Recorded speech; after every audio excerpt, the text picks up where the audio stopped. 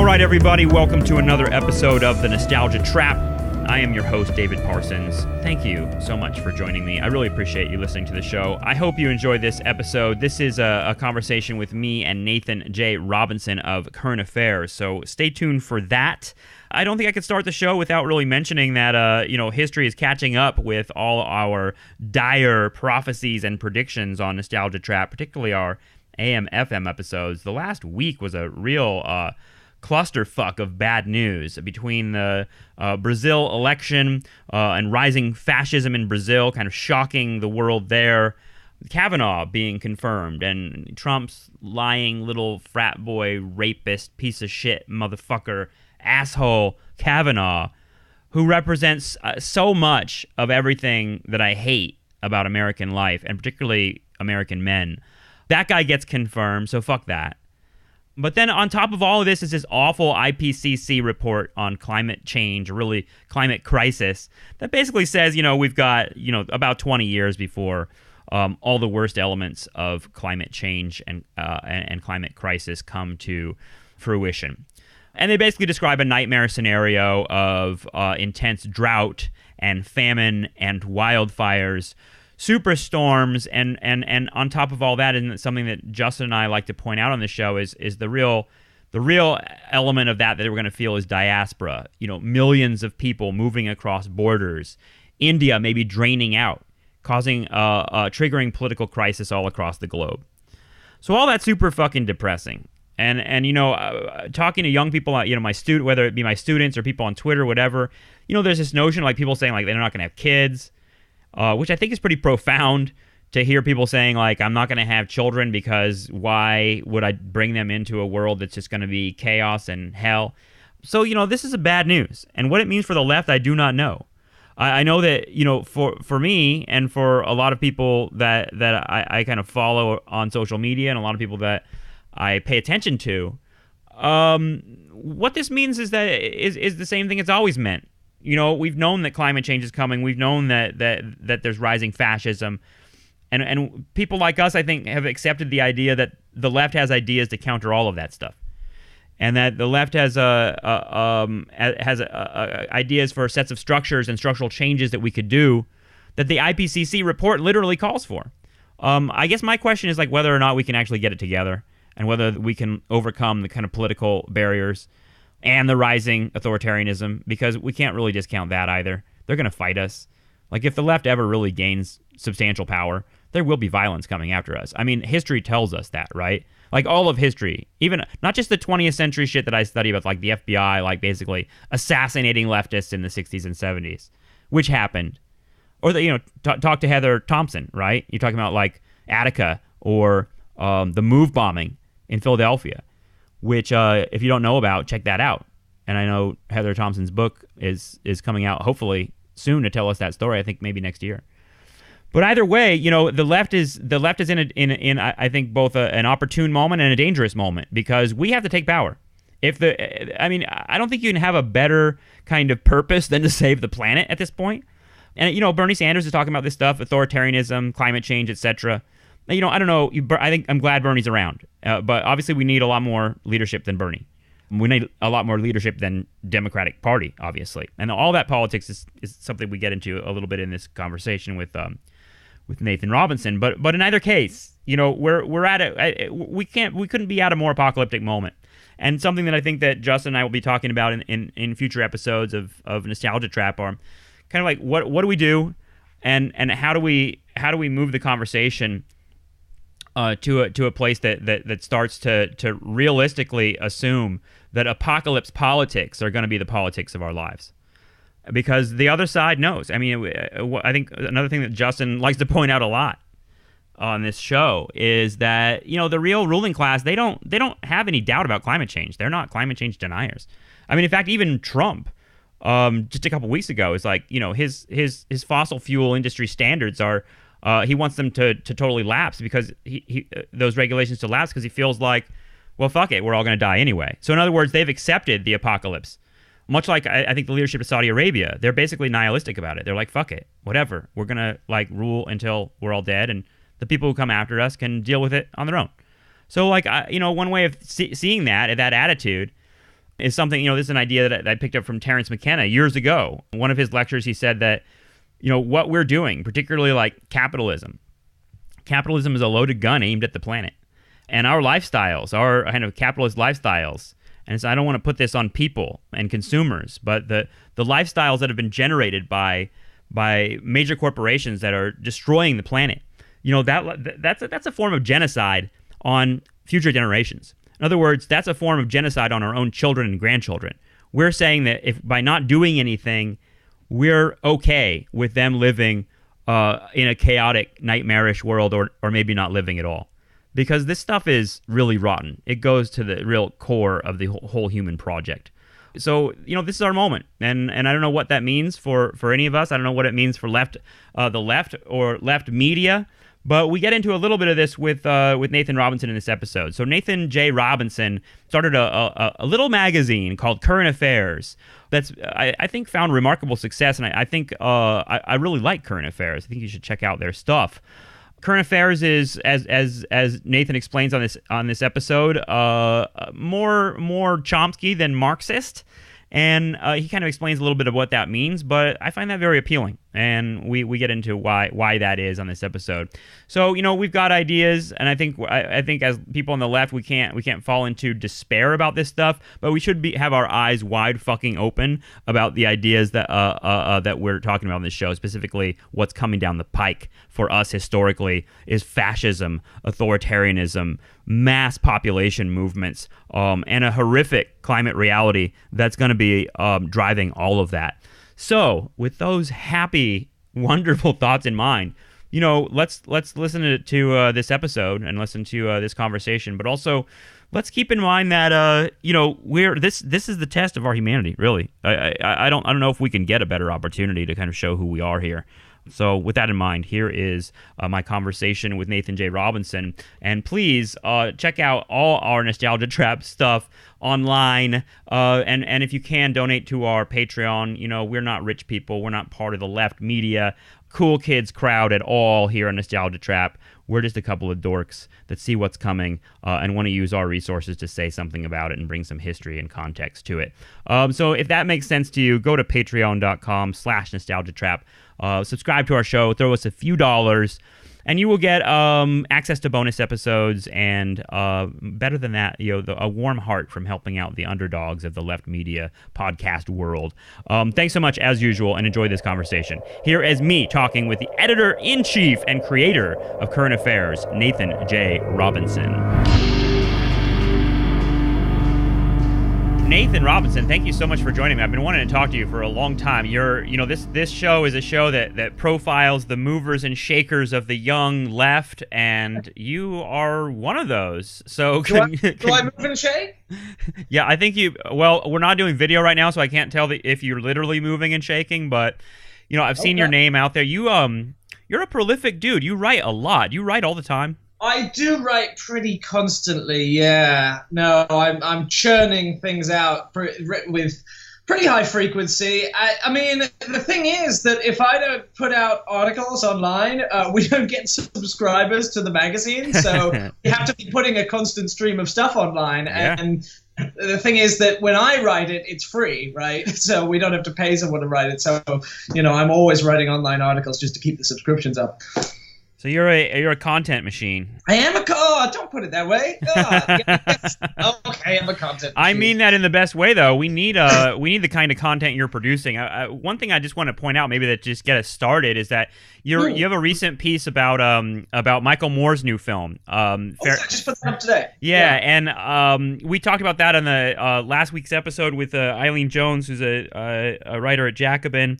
And we talked about Fahrenheit 11/9 just a little bit, but you have a great you have a I don't want to be too complimentary here to you, but you have a great way of putting things. And there's one sentence I wanted to point out in your review of Michael Moore's new film, where you say Trump embodies the worst characteristics of the nation itself: greed, narcissism, prejudice, hatefulness, and he is powerful because for decades American politics has tended to nourish those tendencies rather than restrain them.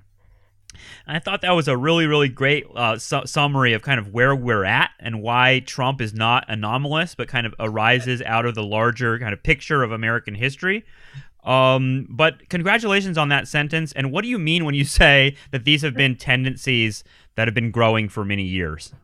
Well, I mean, I think people know that American politics has been dysfunctional for a long time, in that policies that the vast majority of people want don't actually get enacted, and the people who reach public office are generally pretty. How do I describe the character of the average office holder?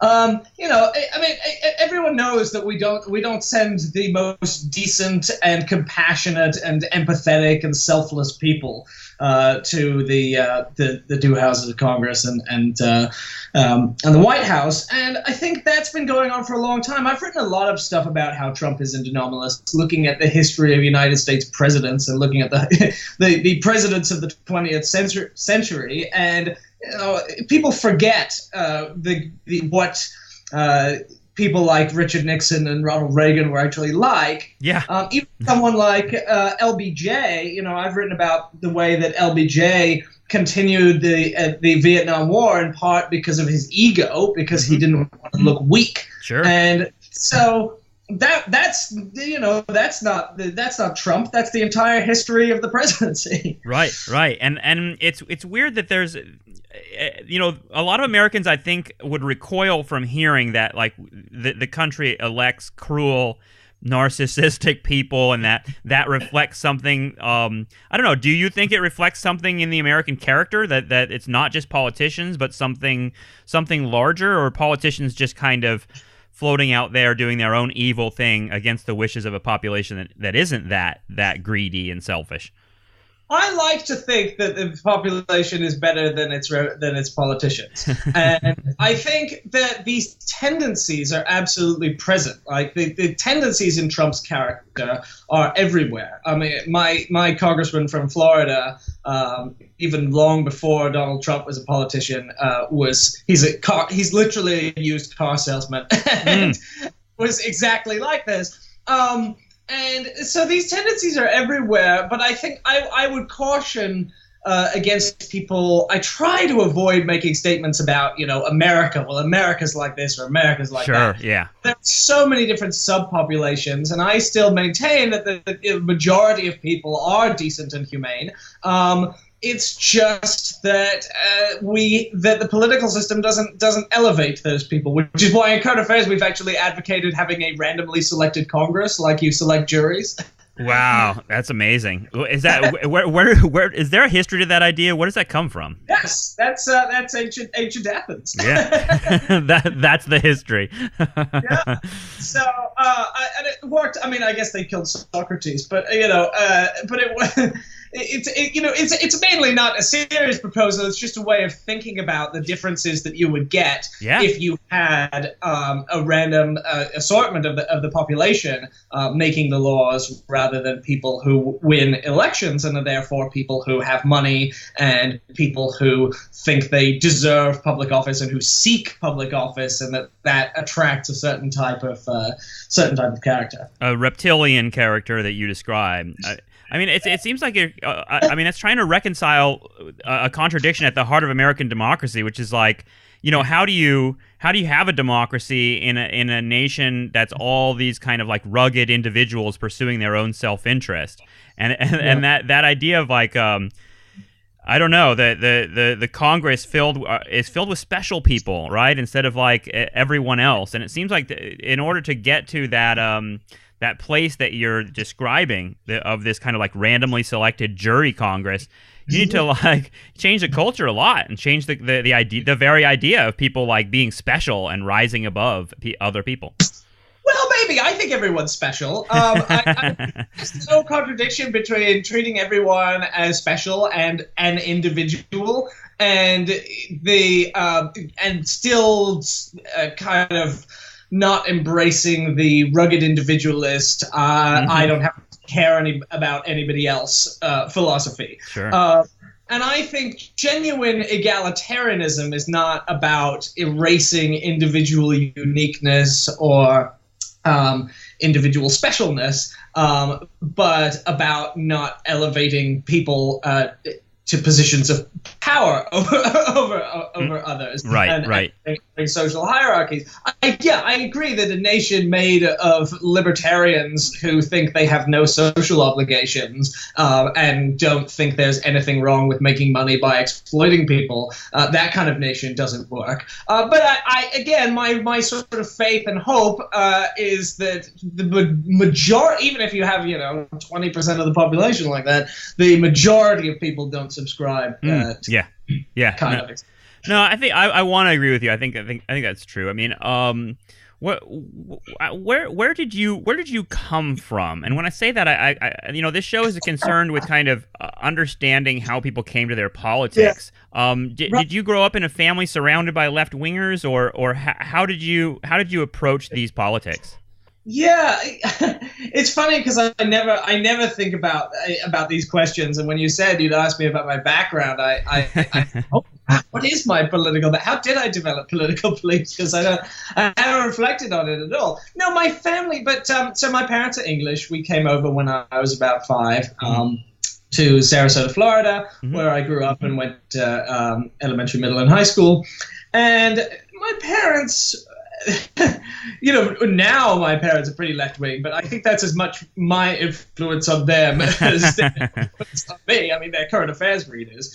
And so, no, I think it was, I just hung out with a group of lefties in high school, and I was the president of the Progressives Club, and I was in the Speech and Debate Club, and it was, and there were a group of people that, who were my friends who were a little bit older than me. Who kind of introduced me to left-wing politics. And were you? I mean, have you reflected upon the kind of being someone who's not American, being raised in Sarasota, Florida, which I think of a place as very, very American. One of the more American places. Florida is always a place that is this kind of like center of a certain kind of American culture and a certain kind of Americanness. But what was your? I guess I'm asking, like, how was your Britishness kind of influencing your thinking at all during this time? Was it? Yeah, that's a funny question. My Britishness has always made it so that I have to kind of stand apart and see the country from the outside. And so it does give me I mean, there are obvious ways that it shapes my perspectives. Like, for example, because my entire family has used the National Health Service in Britain, I know that all of the scary myths about single-payer healthcare are scary myths, and they're not actually grounded in people's experience. Right. So there are things where being from a country that has had historically a strong social welfare system makes you a little less gullible when the right tries to say that these sorts of things don't work. And so that's true. But then the other thing is, I guess on a sort of more abstract level, as I say, have always not quite felt, I don't want to say didn't fit in, because I actually fit in pretty well. But there's some kind of lingering feeling of being an outsider. And it's very strange because, as I said, I came here when I was 5. Yeah. So very, very young. And so really, I am an American. I'm completely American, right? I don't remember much about England. And yet, partially because I have this curse of an accent. I love it. I love it. It's not a curse. It's awesome. Well, I just got an Amazon review of one of my books that said, I like this essay collection, but the author's accent is very weird, and I can't do it. I'm like, you don't even hear it when you read the book. Come on. That's weird. That's weird. I find that Americans, Americans tend to love accents. They love, especially British accents. That they kind of attribute a certain, and I don't think Americans really know British accents too well, but they still like have this stereotype of like, I don't know, it lends you a certain kind of authority. When I hear your accent, I'm ready to listen to you. You're gonna say something smart. Oh, yes, I know. And I have definitely used that to my advantage over my life, is that people they take your opinion slightly more seriously. And even when I know that I'm completely full of crap, you see people just sort of nodding and going, well, he is saying it with a British accent, and it can't possibly be. And it's so funny because when you're in Britain, for example, the British press is so much worse than the American press. Our tabloids are like 10 times trashier than American tabloids. Oh, yeah. So the idea of like British people having this like this elevated culture of political discussion is just completely false. But don't tell anyone I said that. Yeah, anyone who's been to England knows this idea that like everyone is sophisticated and well read is kind of as absurd as saying that about America. Right. So, I the one way I think about like coming to the left is like, I don't know, the way I think about my own process is kind of like, motivated by both like a positive, as much of a positive vision of what the left can do, but also motivated by like a hatred of the right and wanting to like crush them, right? Yeah. How's that balance work out for you? Yeah, I have both of those things too, right? So I'm a very dreamy, utopian kind of leftist. I was sort of inspired a lot by the old 19th century utopian socialists like, William Morris and Bellamy, and I read a lot of anarchists, and I thought their vision was very beautiful and inspiring. So that's. And I never read, I've read a bit of Marx, but I was never a Marxist. I was always in the utopian camp. So I was always dreaming of possibilities and things we could build in ways the world could look different. And we've actually printed in Current Affairs, we printed we just did our utopian city. So we did a map of the utopian city. Love that. So nice. So cool. I love that stuff. But as you say, there's also this sort of fuming hatred for yes. that I do feel because, we just got a letter actually asking us, why be so mean? Why do you have to be so divisive? Why can't you just have civil conversations with the right? And I think one thing that makes me really angry about conservative politics is that it really does seem to me to be founded on a lack of empathy. There's all this pretending to have empathy where you're like, well, of course, we all want the same things. We just think the free market's great at providing them. But there's this real but how much time do you spend talking about, police violence? Right. You don't. Right. And people are dead. And you don't, how much time do you spend talking about labor conditions? You don't. So you're just not, or, life for people in detention centers. They don't talk about it, which means they don't care about it. And that strikes me as just fundamentally callous and wrong. So there are so many right-wing arguments of the futility variety that say like, well, it's just impossible to have the changes you want to see in the world. You're going to make everything worse through trying. Right. And look, that's an empirical question. We can try and address that.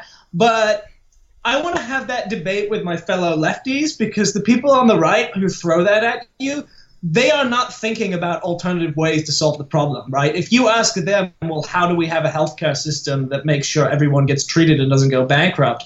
They don't have an answer. They do not have an answer because the question doesn't interest them. Right. And so they're saying things are impossible, but it's disingenuous because they're not really they don't really care. They don't really care if it's possible or not. And that lack of care, I mean, I was just reading about Ronald Reagan yesterday and kind of like the The idea generally is that Ronald Reagan like cut social programs to pay for his like bloated military budget, which is pretty much true in the general outline. But he touched the kind of social programs, and I'm sure you know some of this. The kind of social programs he went after were like school nutrition programs and food stamps, stuff that like didn't really cost that much in the budget and helped very, very vulnerable poor people at the bottom of the economic system, helped them tremendously. There was no reason to cut that shit. But they cut it anyway, and from what I can gather, Ronald Reagan personally himself just had either he was completely uninterested in the poor or contemptuous of them.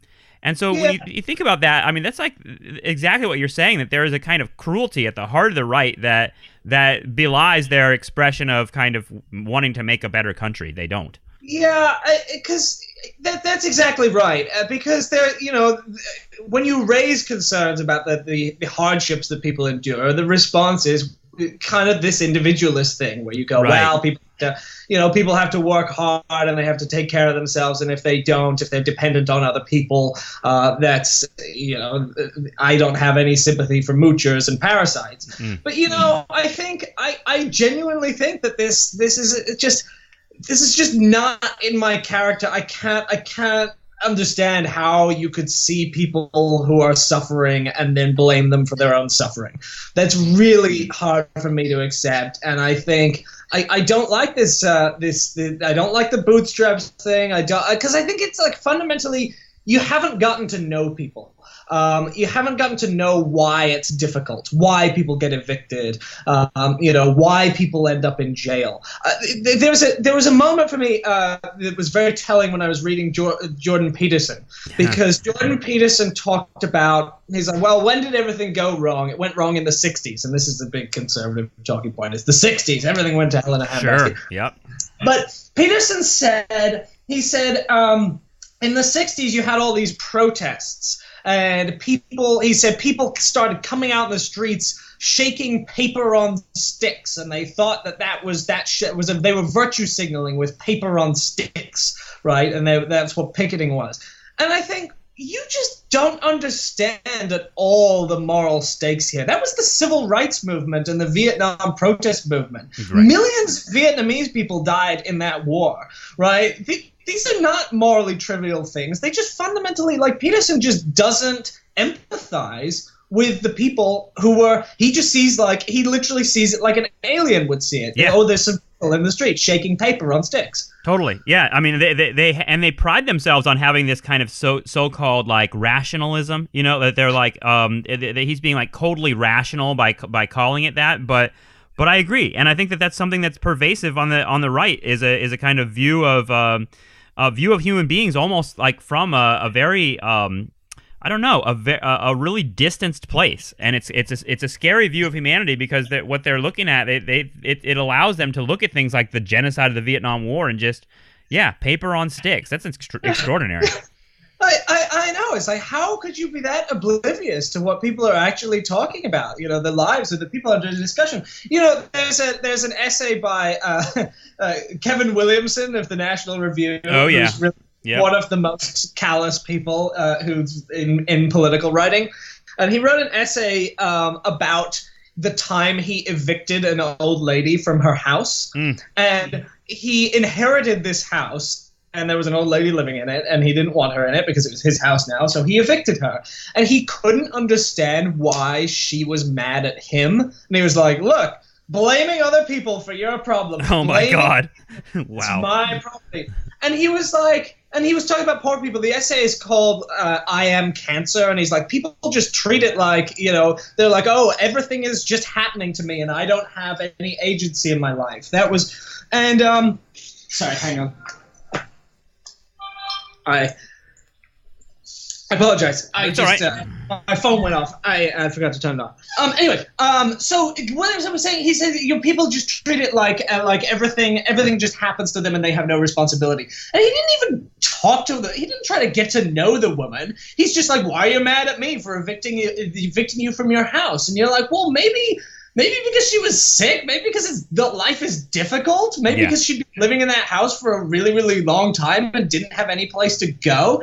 It's like, just show a little empathy, man. Well, Nathan, we have a name for people that don't have empathy, and it's sociopaths, right? And that's what scares me about the right. And and I know you've seen the same thing in your lifetime, which is like watching the American right get like worse. These tendencies seem to get worse and worse. Like it seems like it's getting worse as they get more power. And I just wonder, like, how the fuck do we deal with people like this? How do we deal with people that are that cruel and don't seem like they're willing to be won over to our side? How can we? Yeah. I guess we surround them and make them ineffective somehow. Yeah, I mean, so on the one hand, with someone like Trump, right? Donald Trump was a bully when he was in second grade. There's no like Scrooge moment for Trump where the ghost of Christmas future comes and shows him and he has this big moral revelation. It's not going to happen, right? Donald Trump is just he hasn't learned that other human beings are people too. He's in his 70s. He's never going to learn. So for someone like that, you just have to try and restrain their power. Yeah. There are other people who I think can be moved, and I think are often not moved because, frankly, there is a media apparatus that doesn't show them human suffering, right? A lot of people didn't understand what was really going on in the Vietnam War because the Vietnamese casualties weren't of much interest to the press. American casualties were, which is why you still, even today, even in liberal publications, see people talking about the human cost of the Vietnam War, and they talk about the number of soldiers who died. Right. And you go, of course. To Americans, that's what the Vietnam War was the Vietnamese people killed 60,000 of our people. Yeah. Yeah. And so there is, like, for example, I mean, there are little Guatemalan children who are like crying for their mommies and daddies in detention centers. Sure. And those little Guatemalan children, they are not visible. We put, I mean, this is true with the death penalty too, where we like put it out of sight and you can't watch it. We don't do public executions. We do private executions because if you did it publicly, people's empathy gland or whatever would be activated. I wonder. I hope so. Well, I think the proof is the fact that people still hide atrocities. Yeah, right. If it was the case that if we all knew about it, we'd be fine with it, then they wouldn't have to hide it. But we do bury things, and governments do lie. Why does the Israeli government have to distort everything that happens when 60 people die at the border with Gaza? Well, because if they told the truth, if they just went, no, we shoot anyone who approaches because we really don't care. Like, right. We really don't care. Their lives just don't mean anything to us. And they approached our country and we don't care, so we shot them. If they said that, the world would be horrified. And they know that. Everyone knows that there are shared moral standards, which is kind of a hopeful thing, but also, like, if people are still doing bad things out of sight, it also doesn't help. So it sounds like you've made the wager, and you have a magazine, great magazine called Current Affairs. It sounds like you've made the wager that the media can play a role in kind of shifting those and growing those moral standards, and kind of like finding the people that are capable of changing or experiencing this empathy and accelerating that notion in them somehow. Yeah, I think it's been true of the left for a long time that we haven't been good at PR, right? Right. Like, we don't think about, well, how do you persuade people who don't agree with you? How do you persuade people who are politically indifferent? How do you actually get them to see the world as you do and unify around a left agenda? That is a question that is often just not asked. We write editorials for people who agree with us already. Right. And so, but the right doesn't think that way. Fox News built an apparatus that was designed to make conservatives. It's been very successful. I mean, I think there are even empirical studies showing that when Fox News comes to town, like enters a cable market, voters become more conservative. Now, I don't know how well peer reviewed that is, but it wouldn't surprise me at all. No, sounds right to me. And I know there are studies showing that when people read op-eds by people who disagree with them, they become more sympathetic to the people who write the op-eds. So I think it's absolutely true that the right has a formidable propaganda machine. They know how to build, talk radio, groups on campus, the Young Americans Foundation and Turning Point USA sponsoring speakers on every college campus, endowing professorships at George Mason University. The Koch brothers know how to spend their money. Whereas we on the left have thought essentially, well, we're right. That's it. Yeah, because we're right.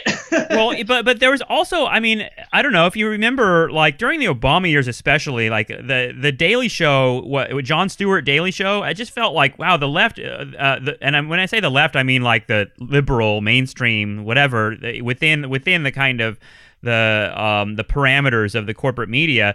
Things like the Daily Show made me feel like, oh wow, the liberal viewpoint has really won completely, and the Fox News people are totally marginalized, and Jon Stewart just owns these people over and over and over again. But it seems like once Trump was elected, it seemed to signal that maybe I was wrong, and maybe all of us were wrong, kind of like assuming that the liberal point of view had a really powerful control of the media. Well, it did have a really powerful control and still does. And I think that's the illusion. The illusion is that what you see on television and in newspapers is representative of real life. Right. Right. I mean, it's absolutely true that the vast majority of people in media probably vote Democratic. But it's also true that those media organizations are less effective at creating voters than right-wing media organizations, which are more marginal in the press, right? I'm sure, the Fox News people have to sit on their own at the correspondence banquet because the MSNBC and CNN and ABC people don't want to sit with them. But at the same time, they're more effective at mobilizing people and translating general political sympathies into the actual political power. Yeah, and there's, I wonder what you think of this kind of movement from the left, because I think you're part of it. You mentioned a little bit of how people have criticized your work or current affairs for this not being civil, and this whole civility question. Do you think the left needs to drop the civility thing if they're going to effectively challenge the right, at least in the media? So I actually, for the most part, am a pretty civil person. I think so. You sound like it to me. Yeah.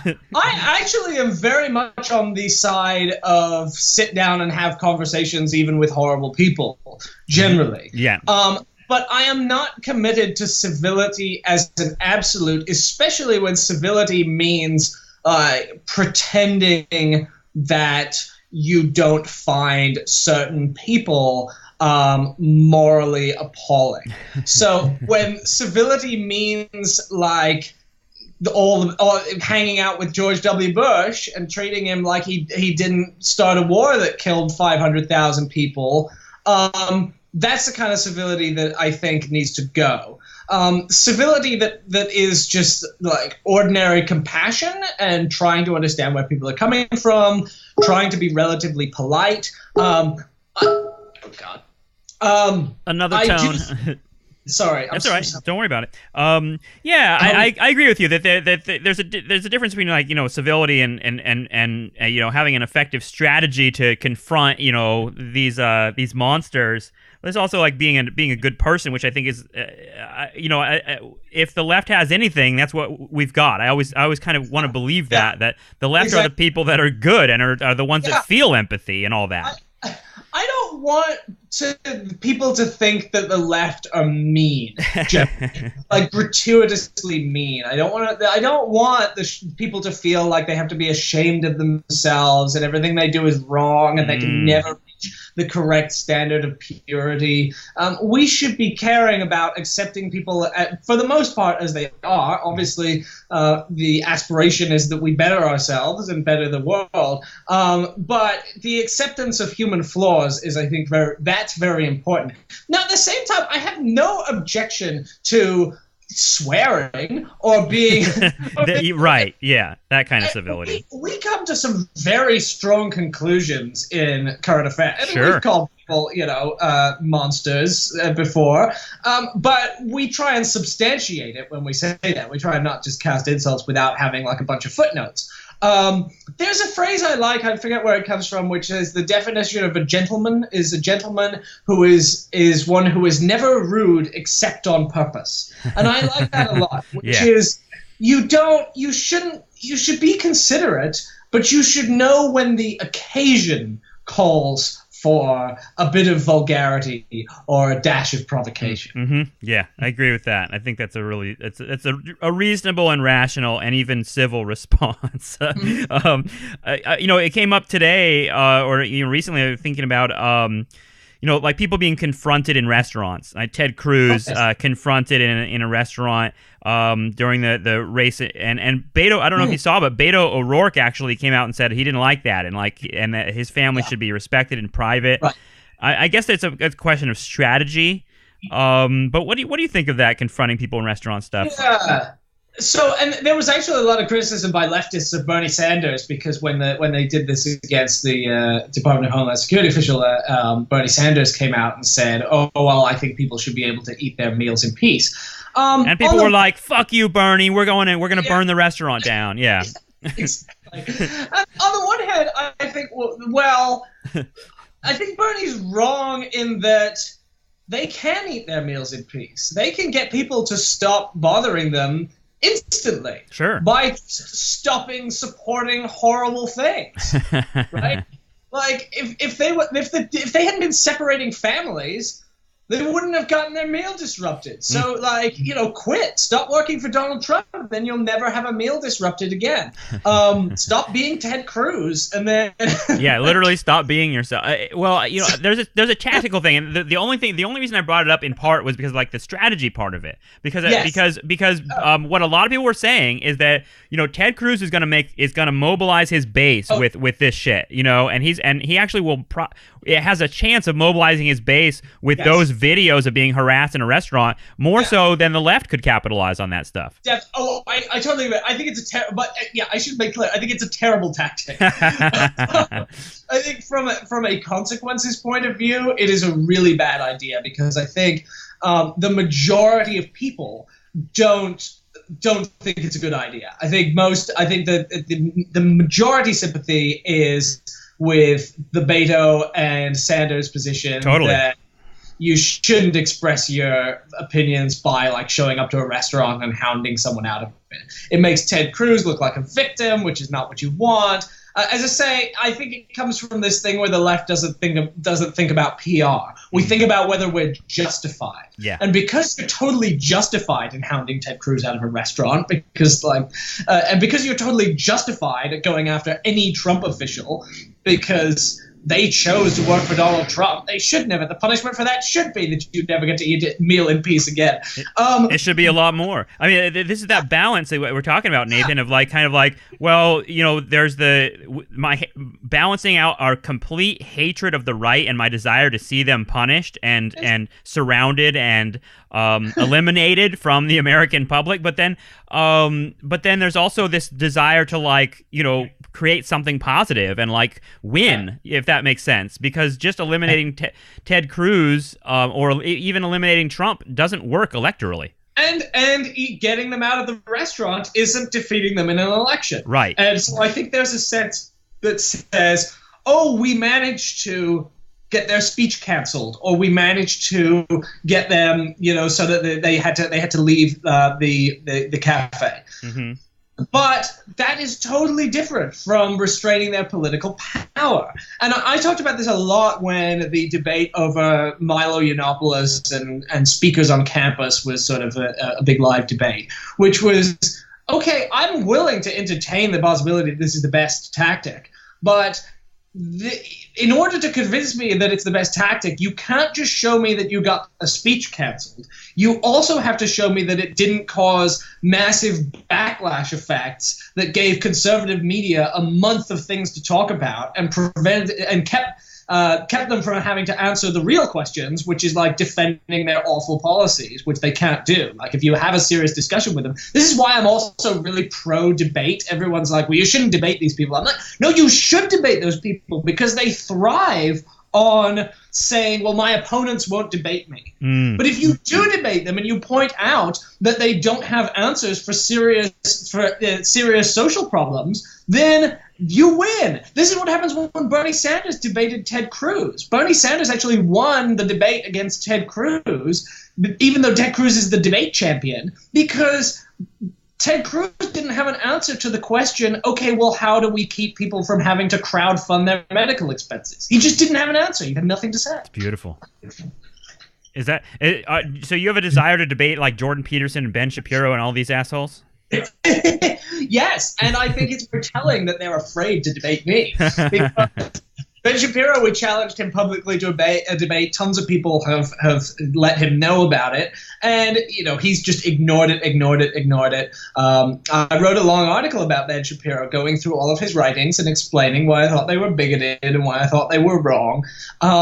And this is the thing. He thrives on saying, no, the left won't have a discussion. So I think we should call their bluff and say, we'll have a discussion. If you watch Dave Rubin's show on YouTube, it's all full of people going, well, the left doesn't want to defend their ideas. You go, but what if we went on and we defended our ideas and we did it really well? Then what would they say? I wonder. I mean, you're really, that's one of the I feel like you have a genre of writing. One of the genres of writing that you do well on current affairs is like these really detailed takedowns of these figures. Does it drive you crazy to read that stuff in detail? And does it ever surprise you? Do you ever find like things that you're like, oh well, I actually didn't know they thought that, and it changes my view of them? Yeah, it's very painful because I try and make sure that I'm fair to them, which means that I read all of their books. Like I have to read Dinesh D'Souza's latest book now, and it's terrible. Good Lord. Yeah. I sometimes I get surprised, but it's usually in the other direction. Jordan Peterson surprised me with how incoherent he was. I thought he was conservative, like really conservative, but I found out that he just doesn't make any sense. That's interesting. Like I read his academic book, Maps of Meaning, and it's just like nonsense. It makes the worst postmodern academic writing look like a masterpiece of clarity. So that must be hard to write about then. I think that's part, in a weird way, that's like part of Jordan Peterson's strength is he's this guy. His politics seem so amorphous. Like he seems all over the place, and I think it takes a lot of critical thinking and engagement to actually decipher what he's actually arguing. Well, that's exactly what I said in the article I then wrote about Jordan Peterson. I wrote about how I think he's effective, which is saying things that are ambiguous and leaving them open to interpretation. Yeah. So white supremacists can take what they want, but if you're not a white supremacist, you can see that he's not a white supremacist. There's people who are sexist. So people, when there's YouTube comments full of people talking about who are just open sexist, talking about hitting women, but you could also take the perspective, well, Jordan Peterson completely denounces that and he wants nothing to do with it because he leaves a lot of things very, very vague. So that was actually kind of a revelation that came from reading his books. Is, this man isn't an ideologue. He's successful because he's vague. So that challenged my preconception. Actually, I found out that Dinesh D'Souza, when I wrote about his book, The Big Lie, which is about how the left are the real Nazis, I found out that he is actually a very effective writer. He's very good. Interesting. He's a very good writer. I think he's completely wrong, and I think there's just like a huge fallacy in the central thesis. But as I was reading it, people write this book off as completely ridiculous, and the thesis is completely ridiculous. But when you read the book, it's actually very well constructed. And I was kind of impressed and horrified by just how good he was persuading his audience to believe something that was just obviously false. Well, and he's such like a little worm of a guy that, I think a lot of leftists don't read his stuff. They just see the clips of him from his movies and stuff, and so it's easy to dismiss him. But do you think it sounds like you think that the left like dismisses these people at their own peril? Absolutely. No, absolutely, completely, right? Because Trump is the president. Yeah, so, right. If you think, well, we don't need to engage them, well, I'm sorry, but they have power. They have control in the majority of state houses and in the Congress. So clearly, we are ignoring it doesn't make it go away. There are liberal publications for a long time haven't really reviewed conservative books. Sometimes they do, but for the most part, when Ann Coulter has a new book out, it doesn't get reviewed in The Nation. They just pretend it doesn't exist because it's just obvious garbage. But as a result of that, if you have people who are sort of apolitical, and they hear a speech by Ann Coulter or Dinesh D'Souza, if they're looking for the left-wing rebuttal, if they're going, well, I'm an open-minded person, I want to hear from both sides, there is none. I don't know where to direct people. I don't know what to give people who want to know what the counter-arguments are, why the book is nonsense, because people just write it off. I'll give you a short anecdote, which is I once proposed to a lefty magazine to write an article about the economist Thomas Sowell. Now, Thomas Sowell is, I think, the best-selling economist in the country. He is a hardcore right-wing free market guy, but his books sell a ton of copies. And the editor of this magazine said they didn't think Sowell was significant enough to justify an article. They went, everyone knows why Thomas Sowell is not worth listening to. I thought, that's crazy. He's a selling writer, and there's no article explaining why he's wrong, and yet we automatically think that we've defeated him and it's not worth engaging with him. I think that's part of what gave us trouble. Yeah, no, absolutely. Not looking at this stuff head on, just kind of like, I don't know. It's weird because, the right that was presented to us for so long, there was always kind of like, for many years, the Bush years, liberals had kind of like George W. Bush to beat up on, right? And it was kind of like liberals had this kind of like that when they pointed to the right wing, that's who they pointed to. It's Bush, it's Cheney, etc. Without kind of like recognizing that there's also like bubbling under the surface this kind of like right wing media thing that's been going on for a long time. And it's pretty. You pointed out the Koch brothers, but do you get the sense that the right-wing media, like Ben Shapiro, like Ann Coulter, that they have funding behind them, like big money, that like radical left publications and radical left media don't have that support?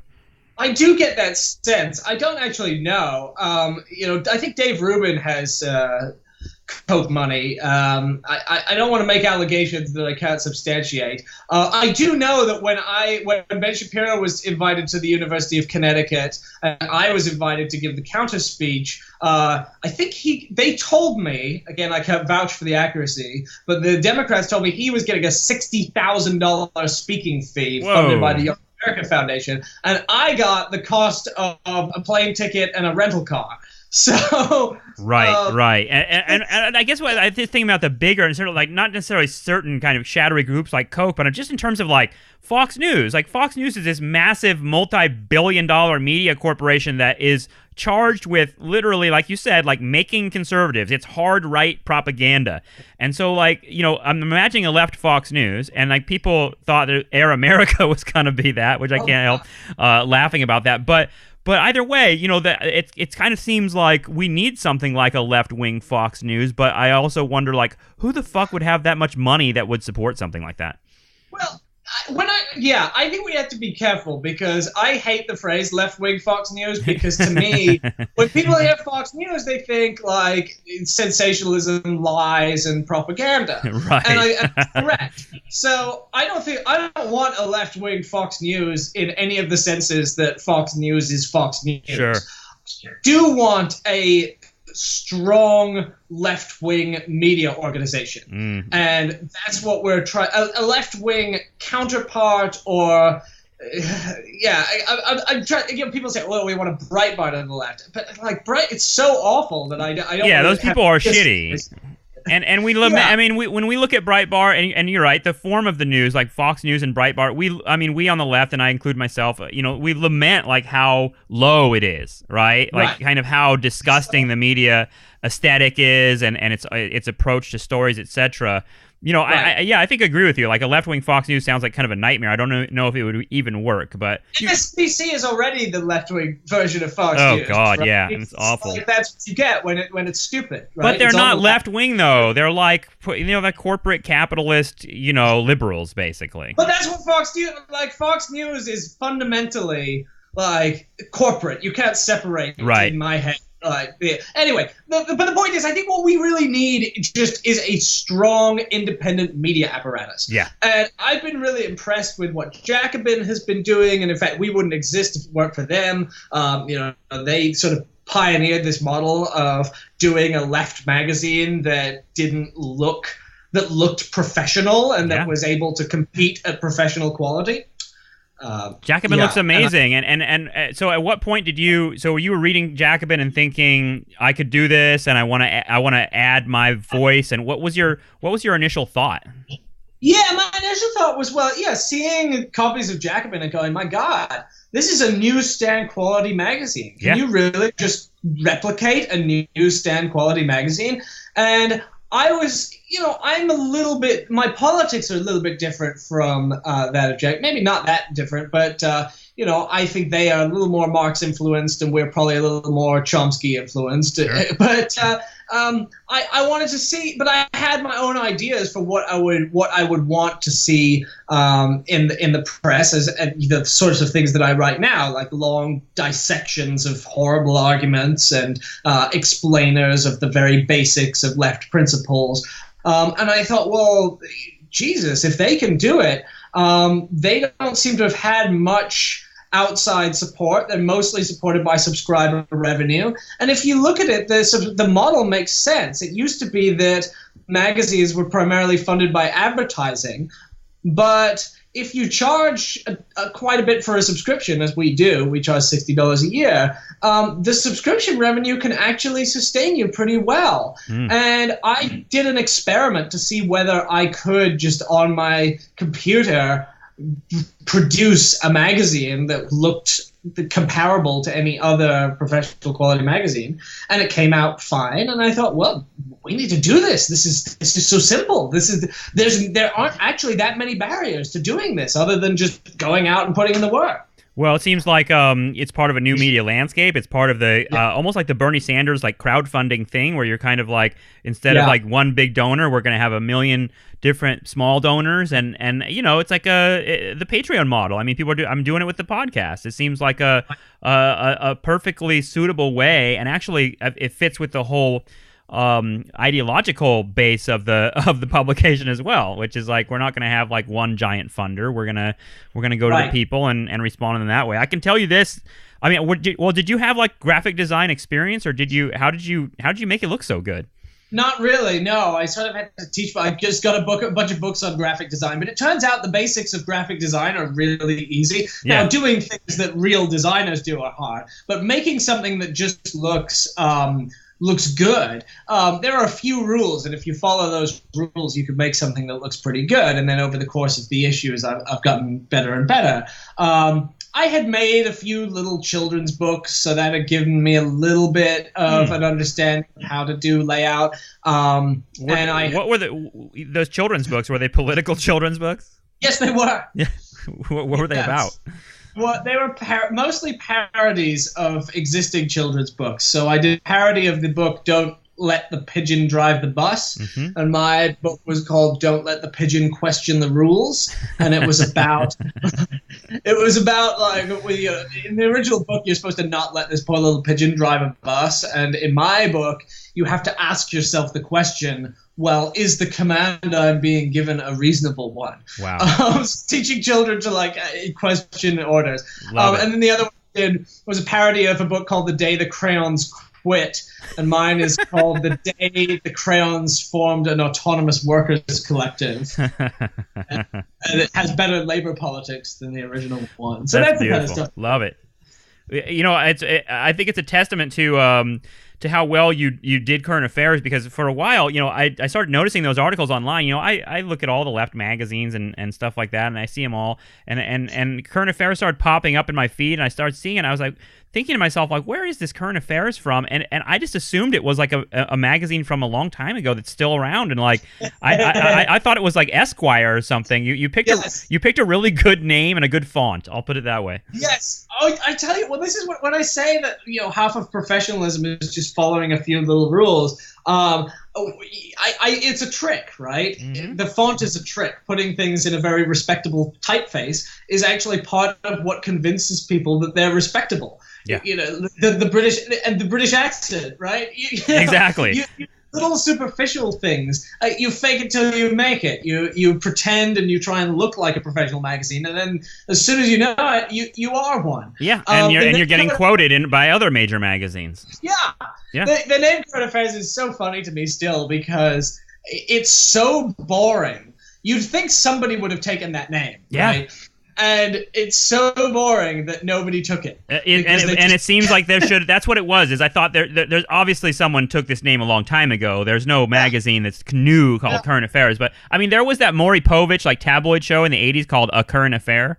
Yes. Which I didn't even make that connection really when I first saw it. I was just like, this is obviously an old prestigious magazine, probably an East Coast thing like the Atlantic that's been around. I just haven't noticed forever. Yeah, and that's so true. And people lie. Actually, they lie to us and pretend to have heard of it, or they did in our early days. Now often they have heard of it because a lot of people have heard of it. Yeah. But in the first days we were doing it, they would go. I would meet people. They go, "Oh, what magazine do you write for?" And I go, "Current Affairs." And they go, "Ah, yes, I've been reading Current Affairs for years." And you're like, "No, you haven't." Yeah, that's impossible. Did you see? I'm interested in that thing that you talk about, like that. Chomsky versus Marx. Like, when talking about Jacobin, do you worry about? I guess not worry is the right word, but kind of do you think about the kind of the academic content of your publication? Because I come from academia and I know that like 99% of what's pumped out by academics is really boring and doesn't really speak to the public at all. And yet there are, as an academic, I have to stand up for the profession and stand up for the people that are doing it. But is that something that's concern of yours? Is like the kind of, I guess, the balance between a kind of popular presentation versus having academics? Oh yeah, I think about it a lot because we want to inhabit a midway point.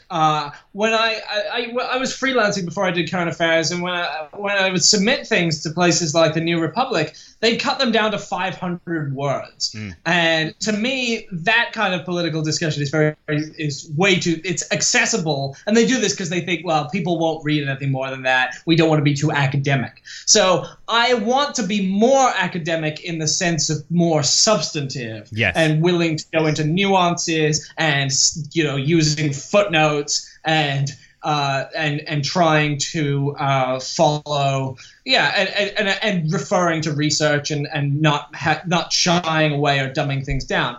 At the same time, I do want people to be able to read it, and most academic prose is pretty unreadable by non-academics. Mm-hmm. So the balance I'm finding is, go into ideas substantively, but use the kind of prose that anyone could read. Don't make too many background assumptions about people's knowledge. And if you do that, then you can go into a lot of detail. If you just write in your tone and your style is very accessible. I think that goes a long way. And, neither of my parents went to college. And so then they read everything I write. And this has been very useful for me because they're really smart people. They're very literate people. They read a lot, but they just don't have an academic background. And so I think, well, how can I write in ways that people who like books but don't have an academic background can read? And I try to always assume that the reader has a high school education. I don't want to ever write things that presume a college degree. That's great. So you just assume that people are smart and engaged and not specialists, and they're able to understand. And there's cursing too, right? There is occasional cursing. So what's the future for Current Affairs? Is there a plan? Do you want to do a TV show? Do you want to get into media more, or what? Are you happy with the way things are going right now? we're going to spread our tentacles into many different domains. We just started the podcast a few months ago. Yep. And that's going well. We're gonna do more books in addition to the magazine, and we're going to start doing more video. I just released our first piece of video material, and it was very well received. So I think we're going to do a lot more video content. I'd love to do a discussion show on video, and then we might do events. We might do. Put together some classes. I'm not sure. I'm not sure what beyond that. But yeah, we are going to branch into lots of different things as we get the resources. Well, I hope you eventually Shapiro or one of those guys takes the bait and actually debates you guys, because I'd love to see that. I think a lot of people would. Yeah, I know. That's what we keep telling him. Is this everyone would love it? Why won't you do it? But for some reason, doesn't want to defend his ideas. Oh, that's too bad. Nathan Robinson, thank you so much for joining me. I really appreciate it. I really appreciate your work you're doing on the left. Oh, thank you so much. Take care. All right, everybody, that is it for today. I want to thank my guest, Nathan J. Robinson. I had a great time talking with him. Current Affairs is an awesome magazine, and you should definitely check out all their stuff on social media. And while you're at it, check out nostalgiatrap.com. And give us a follow, give us a subscription. Go to patreon.com/nostalgiatrap. Subscribe to the show, throw us a few bucks. It really helps, folks. Thanks so much. As always, we'll see you again. Take care. Bye-bye.